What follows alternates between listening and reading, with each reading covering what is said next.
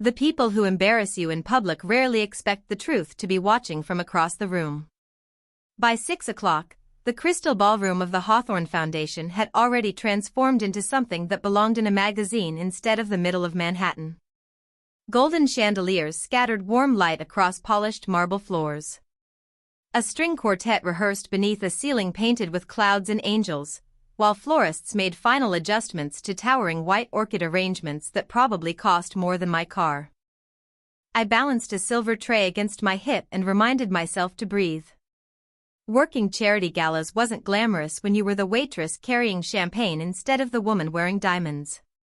It simply meant smiling through 12-hour shifts in shoes that pinched your feet and pretending your back didn't ache by the end of the night. My name was Emma, 26 years old, and I had learned something valuable serving wealthy people. Money made some people generous. It made others believe kindness was optional. "Emma, table 14 gets the vintage champagne," my manager whispered as he hurried past. "The donors are arriving." "Got it." I adjusted the neat bun holding back my brown hair and reached for another tray. The ballroom doors opened precisely at 7. Conversations softened. Camera flashes flickered near the entrance. Every head turned toward the couple stepping inside as though someone had quietly announced royalty. The woman wore a custom ivory gown that shimmered beneath the lights, diamonds resting effortlessly against her neck.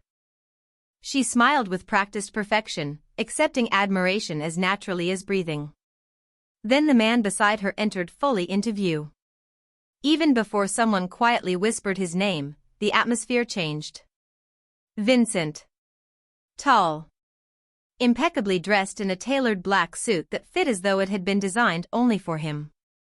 His black hair was combed neatly back, revealing calm, unreadable features that betrayed almost nothing. Heavy black tattoos disappeared beneath his collar before continuing across the backs of his hands, strangely elegant against the expensive fabric. People greeted him with respect that bordered on caution. He answered with brief nods instead of long conversations. Powerful people rarely needed to prove they were powerful. They simply walked into a room, and everyone else adjusted. I lowered my eyes before ours could accidentally meet. That was the safest way to survive evenings like this. Blend into the background. Refill glasses. Leave unnoticed. As I approached the grand staircase carrying fresh champagne, one of the photographers suddenly stepped backward without looking. His camera bag caught the edge of my tray. Crystal glasses tilted together. My heart stopped. I caught the tray just before disaster, but one champagne flute slipped free and rolled toward the polished marble floor. Before it could shatter, a steady hand caught it effortlessly in midair. I looked up. Vincent stood less than 3 feet away, holding the glass with quiet precision. For one silent second, neither of us spoke. "I think this belongs to you," he said calmly as he returned it to the tray. "Thank you," I managed, forcing a small smile before continuing toward the staircase. It should have ended there. A stranger helping a waitress. Nothing more. But as I disappeared into the crowd, I failed to notice the one person whose eyes had followed every second of that exchange, and the smile on Vincent's elegant fiancée slowly vanished beneath the ballroom lights. The evening settled into its rhythm as waiters floated between conversations worth millions of dollars while pretending not to overhear a single word. I carried another tray through clusters of donors discussing hospitals, scholarships, and real estate projects, wondering how generosity could sound so much like business negotiations. The orchestra shifted into a softer melody, and the ballroom filled with polished laughter that echoed beneath the crystal chandeliers. From the corner of my eye, I noticed Vincent standing beside several board members. He listened more than he spoke. Every person around him seemed eager to earn his approval, but he never appeared impressed by any of it. His expression remained composed, almost distant, as though his mind belonged somewhere far beyond the ballroom. His fiancée, Vanessa, handled the attention differently. She moved gracefully from group to group, greeting guests with flawless smiles that never reached her eyes. She understood how to own a room. Every compliment seemed expected. Every camera flash felt deserved. I stepped toward their table to replace empty champagne glasses, keeping my attention on the silver tray instead of the guests. "Fresh champagne?" I asked politely. Vanessa barely looked at me. "About time," she replied without lifting her eyes from the couple standing beside her. "The service tonight feels unusually slow." "I apologize, ma'am." I carefully exchanged the glasses, determined to disappear before creating another awkward moment. As I reached for the last flute, one of the elderly donors accidentally dropped his folded program onto the floor. Before I could react, Vincent bent first and picked it up. "Here you are, Mr. Holloway," he said calmly, handing it back with a respectful smile. The older gentleman laughed warmly. "You still notice everything, Vincent." "Someone should." His answer was simple, but his eyes briefly shifted toward me. Only for a second. Long enough for Vanessa to notice. She turned toward me with a smile so polished that it almost hid the irritation beneath it. "You seem to have my fiancé's attention tonight." My hand paused on the tray. "I am only doing my job." "Then perhaps focus on that." Her voice remained pleasant enough that nearby guests continued smiling, unaware of the conversation unfolding inches away. I nodded. "Of course." I walked away before she could say anything else, but I could already feel her eyes following me through the ballroom. An hour later the gala reached its busiest point. Auction items filled the stage while servers circulated with desserts and coffee. I delivered a tray of espresso cups to the balcony overlooking the grand staircase when one guest reached carelessly for a cup, knocking a spoon onto the marble floor. It slid beneath a display table near Vincent's group. Without thinking, I crouched to retrieve it. As I stood, Vincent stepped aside at the exact same moment, giving me enough space to avoid colliding with another guest. "Thank you," I said quietly. "You are welcome," he answered before returning to his conversation as though nothing unusual had happened. To everyone else, the exchange lasted less than 3 seconds. To Vanessa, it lasted far longer. I watched her face from across the room as applause erupted for the charity auction. Her smile remained perfectly composed, yet her fingers tightened around the stem of her champagne glass. In that instant I understood something I wished I had noticed sooner. I was no longer invisible. The auction concluded beneath warm applause, and guests drifted back into clusters of conversation as waiters refreshed drinks and cleared empty dessert plates. I reminded myself that only 2 more hours remained before I could change out of my uniform, catch the late subway, and forget this glittering world ever existed. That hope lasted less than 5 minutes. "You." I heard the voice before I turned around. Vanessa stood near the center of the ballroom, her elegant smile inviting attention from everyone within earshot. "Would you come here for a moment?" There was no polite way to refuse a guest, especially one sponsoring half the evening. I approached with my tray held carefully against my side. "How may I help you, ma'am?" She glanced at my name tag. Emma. Such a lovely name. Her tone sounded warm enough to fool anyone listening. "Tell me, Emma, do all the waitresses here enjoy lingering around engaged men, or is that your own special talent?" A few nearby conversations faded. I felt several pairs of eyes quietly shift toward us. I kept my voice steady. "I believe there has been a misunderstanding." "Has there?" Vanessa tilted her head. "Because I have noticed my fiancé helping you twice tonight." "That seems rather unusual." "Both situations were accidents. I was simply doing my job." She laughed softly, and several guests smiled without understanding why. "That is what they always say." I tightened my grip on the tray but refused to lower my eyes. "I have treated every guest exactly the same this evening." "Really?" Vanessa picked up a champagne flute from my tray before setting it back down. "Then perhaps your definition of professional service is different from mine." The conversation around us had almost completely stopped. Even the musicians seemed quieter. My manager hurried toward us from across the ballroom, but he hesitated when he recognized who was speaking. No one wanted to interrupt one of the evening's most important donors. "If I have made any mistake," I said calmly, "I sincerely apologize." Vanessa stepped one pace closer. "The mistake was believing you belonged in conversations above your station." The words landed harder than I expected, not because they were loud, but because they were spoken with perfect confidence. I swallowed the sting and answered carefully. "I have not joined any conversations. I have only served your table." "Then perhaps you should remember your place." She reached toward my uniform collar as though brushing away invisible dust.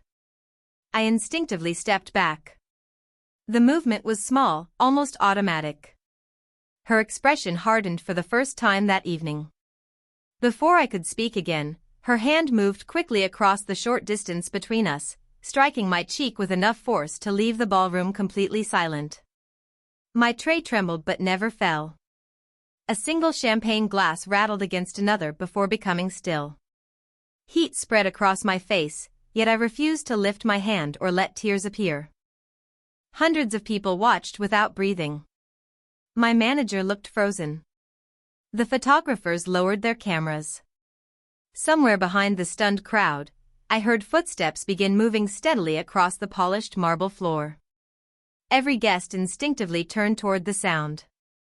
Vincent was no longer standing where he had been moments earlier. The sound of Vincent's footsteps echoed across the marble floor with measured confidence, each one carrying farther than the orchestra had only moments before. Nobody spoke. Nobody moved. Even the photographers seemed to forget the expensive cameras hanging from their shoulders. I stood exactly where I was, my cheeks still warm, my hands steady only because I refused to let them shake. Vincent stopped between Vanessa and me. His expression did not reveal anger. It revealed something far more unsettling. Absolute control. His pale gray eyes settled briefly on my face before shifting toward Vanessa. When he finally spoke, his voice was calm enough to make the silence even heavier. "Who allowed you to touch her?" The question drifted through the ballroom like a cold breeze. Vanessa blinked, clearly expecting him to comfort her instead. "Vincent, do not embarrass me. She is only a waitress." He did not look away from her. "That was not my question." Several board members exchanged uneasy glances. One of the foundation directors quietly lowered his wine glass onto a nearby table. Vanessa laughed softly, hoping the room would laugh with her. Nobody did. "You cannot possibly be serious." Vincent remained perfectly still. I asked a simple question. She folded her arms. She crossed professional boundaries all evening. I corrected the situation. By humiliating someone who cannot answer back without risking her job. His tone never rose. Somehow that made every word feel heavier. My manager finally rushed forward. "Mr. Vincent, I sincerely apologize. Emma is one of our best employees. Whatever happened, we will address it immediately." Vincent turned toward him with polite restraint. "Has she broken any rule tonight?" The manager hesitated. "No, sir." "Has anyone complained about her service before this evening?" "No, sir." "Then perhaps there is nothing for you to address." A quiet murmur rippled across the ballroom. Vanessa's perfect smile disappeared completely. "You are choosing a stranger over your own fiancé?" she asked, unable to hide the disbelief in her voice. Vincent answered without hesitation. "I am choosing basic respect." The words landed harder than any public accusation could have. Cameras slowly began rising again, not because anyone had instructed them to, but because every person in the room realized they were witnessing something none of them expected. Vanessa looked around, searching for support among friends and donors. Instead, she found lowered eyes and uncomfortable expressions. Nobody wanted to stand on the wrong side of a moment that had already changed the atmosphere of the gala. I finally found my voice. Mr. Vincent. He turned toward me. Thank you, but this does not need to become anything larger. His expression softened almost imperceptibly. It already has. I lowered my eyes for a moment before taking a careful breath. I came here to work. That is all I wanted to do. Without waiting for another reply, I handed my tray to another server who had quietly stepped beside me. Every eye in the ballroom followed as I removed my event badge and placed it neatly on the silver tray. My manager whispered my name, but I offered him a grateful smile instead. Then I turned toward the grand staircase and began walking away, leaving behind the glittering ballroom, the stunned guests, and one man who did not follow me immediately because he was still watching the only person who had chosen dignity over victory.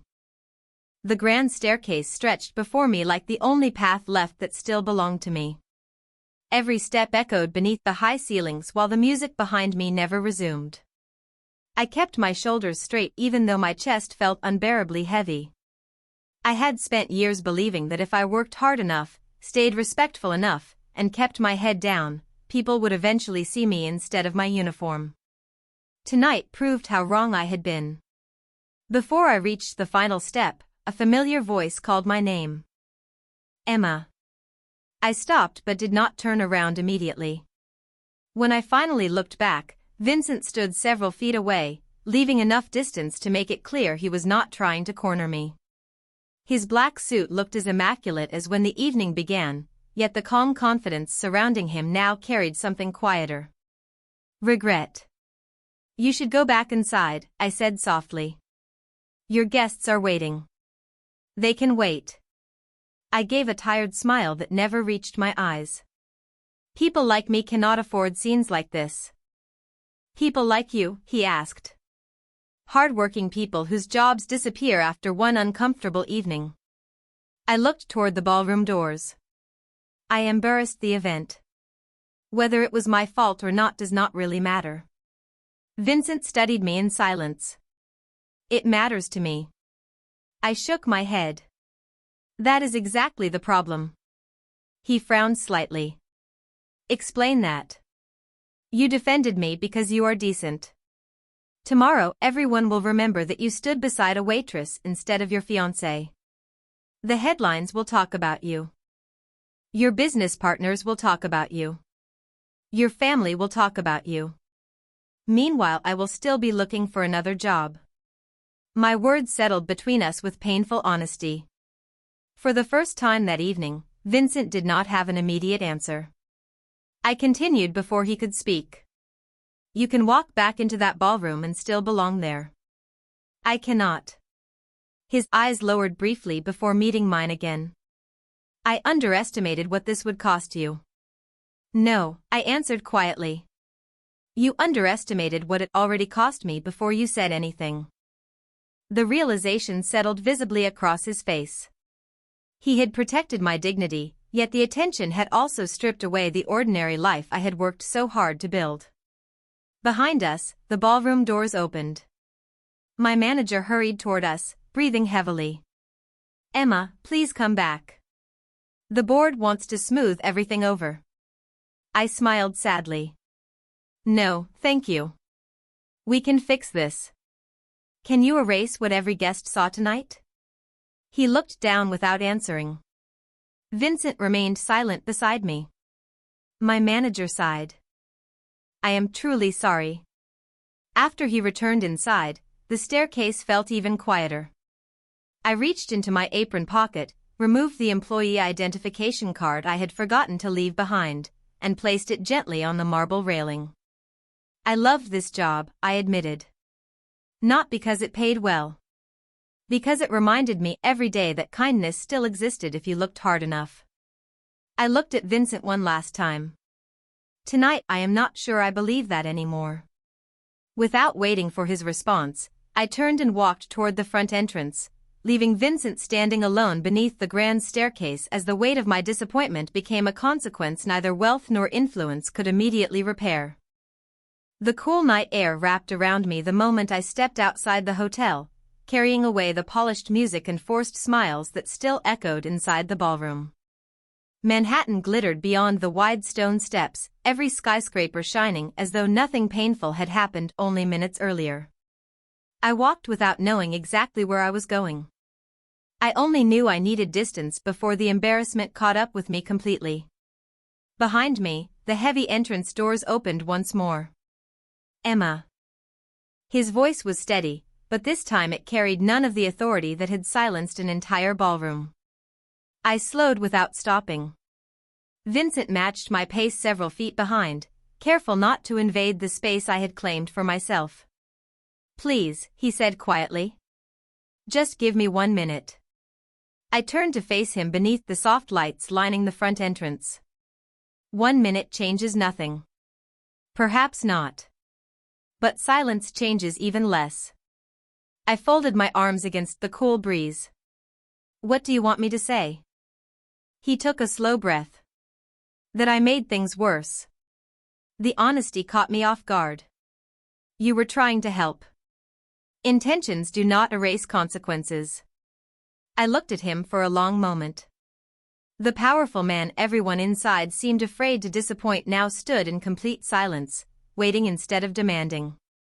"You know what hurt the most?" I finally asked. It was not what happened in there. His eyes remained fixed on mine. It was realizing how quickly my entire future disappeared because someone important decided I was beneath basic respect. I worked for 3 years to build a reputation. Tonight people will remember me as the waitress from the incident. Vincent lowered his gaze briefly. "I cannot argue with that." "No, you cannot." A taxi rolled past without slowing. Somewhere across the avenue, a siren echoed through the city before fading into the distance. Ordinary life continued while mine suddenly felt unfamiliar. Vincent spoke again, his voice quieter than before. "I have spent most of my life believing I could solve problems by standing in front of them." I gave a faint, tired smile. "And tonight?" "Tonight I discovered that protecting someone after they have already been humiliated does not restore what they lost."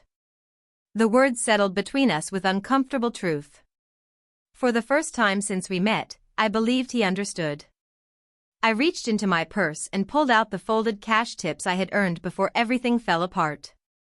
They suddenly felt meaningless. "Do you know what I wanted before tonight?" I asked. He shook his head.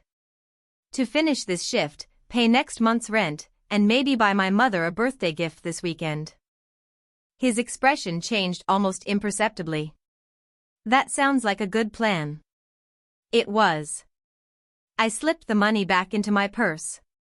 Now I have to figure out whether another restaurant will even hire someone whose face will probably be all over social media tomorrow. Vincent remained silent for several seconds before speaking again.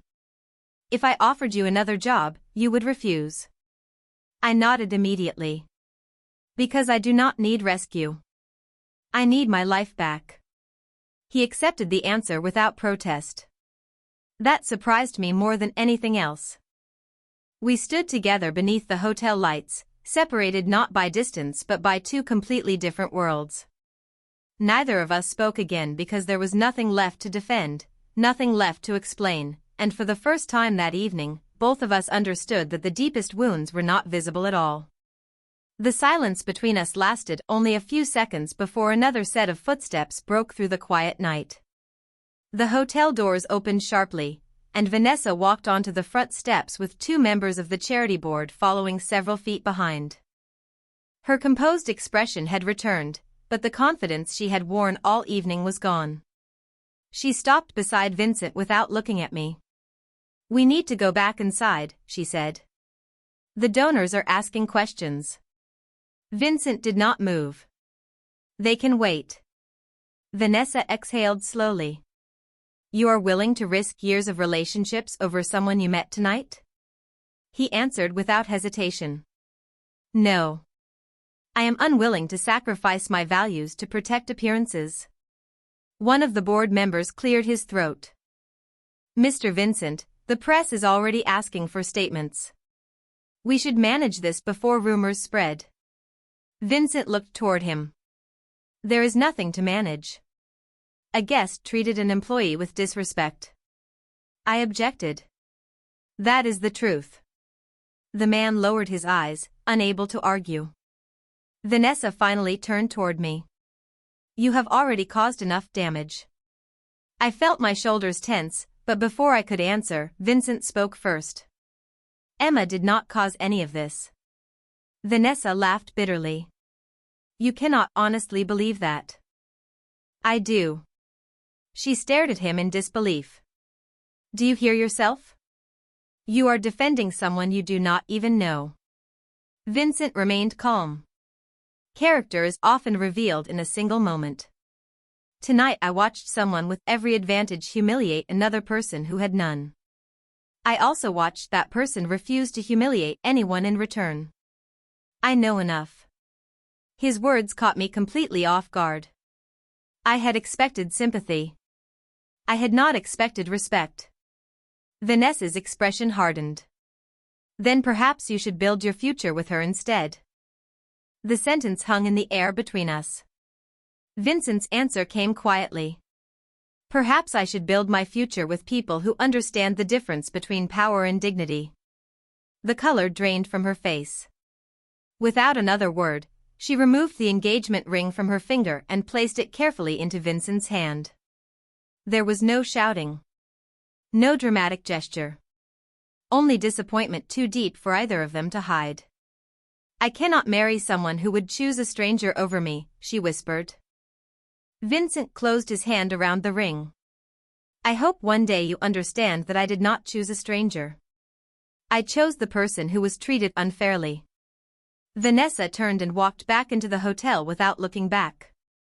The board members quietly followed her, leaving the front entrance almost empty again. I stared at Vincent, unable to process what had just happened. You should not have lost your engagement because of me, I said. He shook his head gently. I did not lose it because of you.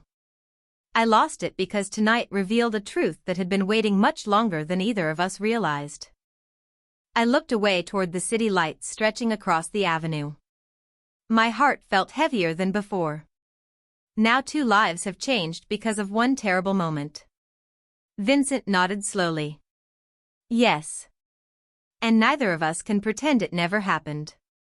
For the first time that evening, I realized the distance between us had become even greater. I had lost the life I knew. He had lost the future he expected. Neither victory nor defeat remained. Only 2 people standing beneath the lights of a New York hotel, facing consequences neither of us had imagined when the ballroom doors first opened. The city traffic flowed steadily beyond the hotel entrance, as if New York had already decided that one unforgettable night was simply another Tuesday. I looked toward the curb where taxis arrived every few minutes, each one carrying strangers with ordinary plans. I wanted to become one of them again. Invisible. Ordinary. Free from the weight of hundreds of watching eyes. Vincent slipped the engagement ring into his jacket pocket without looking at it again. There was no triumph in his face. Only quiet acceptance. The board will expect an explanation, I said. They deserve one, he replied. But it will not be one that blames you. Before I could answer, the chairman of the Hawthorne Foundation stepped outside with my former manager close behind. The older man adjusted his tuxedo before stopping a respectful distance away. Miss Emma, he began carefully, on behalf of the foundation, I owe you an apology. What happened inside should never have happened. I nodded politely. Thank you. We would also like to offer you your position back immediately, along with compensation for the distress this evening caused. My manager looked hopeful, almost relieved. For a brief moment I imagined accepting. Returning tomorrow. Pretending the whispers would eventually disappear. Then I remembered every face that had watched without saying a word until someone powerful finally spoke. I smiled gently. I appreciate your kindness, but I cannot come back. The chairman looked surprised. May I ask why? I met his eyes. Because respect should not begin after an apology. It should exist before someone gets hurt. The words settled over the small group with quiet finality. Nobody argued. Vincent remained silent beside me, allowing my decision to stand on its own. The chairman slowly nodded. You have given all of us something to think about. He extended a business card. If you ever decide differently, my office door will remain open. I accepted it out of courtesy before slipping it into my purse. After they returned inside, the entrance became peaceful once again. Vincent watched the revolving doors close before speaking. You could have accepted. I know. Most people would have. I looked toward the glowing skyline. Maybe. But I would spend every shift wondering whether people respected me or simply felt guilty. He considered my answer for several seconds before giving a small nod. That is something money cannot fix. A cool breeze carried the scent of rain through the avenue. Across the street, a young couple laughed while sharing an umbrella, completely unaware that an entire future had quietly changed only a few yards away. Vincent took a small white envelope from inside his jacket. This is not a job offer, he said before handing it to me. It is the contact information for a legal scholarship foundation that quietly supports hospitality workers who want to continue their education. They do not know I am giving this to you, and there are no conditions attached.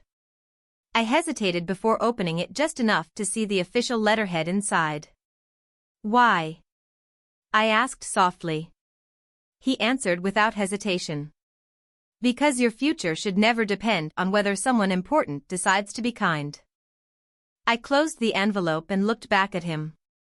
For the first time since the evening began, I did not see a powerful man standing in front of me. I saw someone trying, imperfectly but sincerely, to leave the world slightly better than he had found it, and although the hurt inside me had not disappeared, something else had quietly begun to take its place. A light rain began to fall as we stood beneath the hotel canopy, soft enough that the city lights shimmered across the wet pavement instead of disappearing behind it. I slipped the envelope into my purse, unsure whether I would ever use it, but grateful that it had been offered without expectations. For the first time that evening, neither of us seemed to be carrying a conversation we had rehearsed in our heads. We were simply two people standing at the edge of a night that had changed us both. A taxi slowed near the curb, its roof light glowing through the drizzle. The driver leaned toward the passenger window. Need a ride? I looked at Vincent before answering. Yes. The driver nodded and unlocked the doors. I reached for the handle, then paused. There is something I never said. Vincent waited quietly. Thank you for reminding everyone that respect matters. I smiled faintly. Even if I was not ready for everything that came after. He returned the smallest smile I had seen from him all night. I wish I had found a way to protect both your dignity and your peace. I shook my head gently. Sometimes life does not give us that option. The rain became slightly steadier, tapping softly against the black umbrella an attendant had opened near the entrance. Inside the ballroom, the music finally resumed, but it sounded distant now, belonging to another world. Vincent reached into his pocket and removed a simple white business card with only his first name and a phone number printed on it. He held it out without taking another step closer. No promises. No obligations. If one day you need someone who will listen before speaking, you know how to find me. I accepted the card after a brief hesitation. And if I never call? His answer came without disappointment. Then I will hope your life became everything you wanted without my help. I laughed quietly, surprised that after everything, laughter was still possible. That is a very unusual answer. I am learning. I placed the card beside the scholarship envelope. Then let me teach you one more thing. He tilted his head slightly. Helping someone does not always mean standing in front of them. Sometimes it means believing they can keep walking on their own. He nodded once, as though committing every word to memory. I will remember that. I stepped into the waiting taxi and looked back through the open door one final time. Vincent remained exactly where he was, his tailored black suit catching the glow of the hotel lights, his hands resting calmly at his sides, the rain never quite reaching him beneath the canopy. He did not ask me to stay. He did not ask where I lived. He simply raised one hand in a quiet farewell. As the taxi pulled away, I watched the hotel disappear behind streams of rain across the window until only the lights remained. I realized then that some people change your life not because they rescue you, but because they remind you what you refuse to lose. My job was gone. His engagement had ended. Neither of us walked away with the future we expected. Yet somewhere between a crowded ballroom and a rainy Manhattan sidewalk, two strangers discovered that real strength is never measured by the power to command a room. It is measured by the courage to protect another person's dignity without asking for anything in return.